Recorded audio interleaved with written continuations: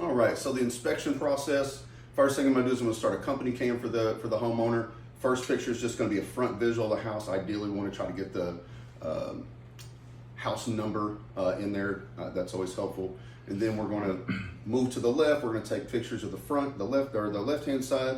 We're gonna do pictures of the front, right-hand side, go to the back, take overview photos the same way of those.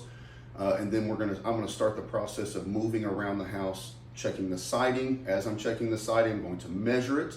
I'm gonna attempt a color match if it's something relatively easy, but if not, we can always come back for that to verify that. That's if the house has siding.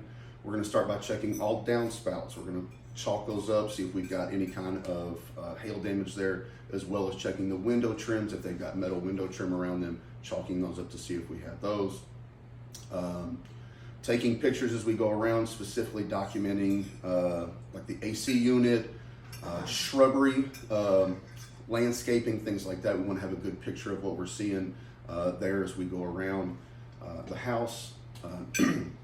Checking the AC unit, not just taking photos, but checking it to see if it has damage. Checking things like grills or any other exterior stuff that could potentially have been damaged as well. And that's going to be all of my overview photos on the ground. Put my ladder up. I'm going to get up. First thing I do is I'm going to check the drip edge, make sure that there is indeed drip edge, additional layers of shingles, and felt paper. Also going to check the gutters there as well. Chalk those up, see if the gutters have any kind of damage as well.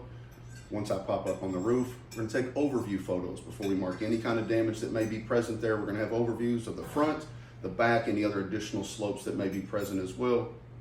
And then we're going to start the process of identifying damage. Identifying the damage, we're also going to measure our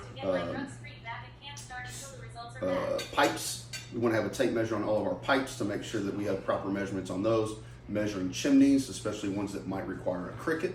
If it's not there currently, want to make sure we have good measurement on that. Taking any photos of any other flashings, wall flashings, things like that. And then once we've identified the damage, in identifying the damage, we want to mark each shingle that's damaged. We're going to number those so that we have an exact count on what that looks like. With each slope, we want to write, say, front, wind damage, this is how many, hail damage, this is how many. Like I said, take photos of all of that. And then once that has been done, we will come down off the roof, and then I need to also inspect the attic as well, which I didn't tell him I needed to do. Neither here nor there.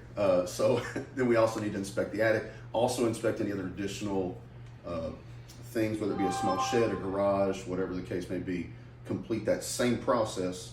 After you do the house all in one, move to the garage, front picture of the garage, move around it, so on and so forth. Same thing for a little shed or whatever the case may be.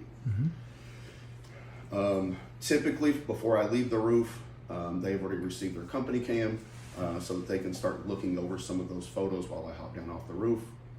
Once I get down off the roof, I start filling out my contingency form so that when I go in and we talk to the homeowner about filing the claim because I found damage on the roof, I've already got my contingency in place. I can talk them through that and then get them to sign that.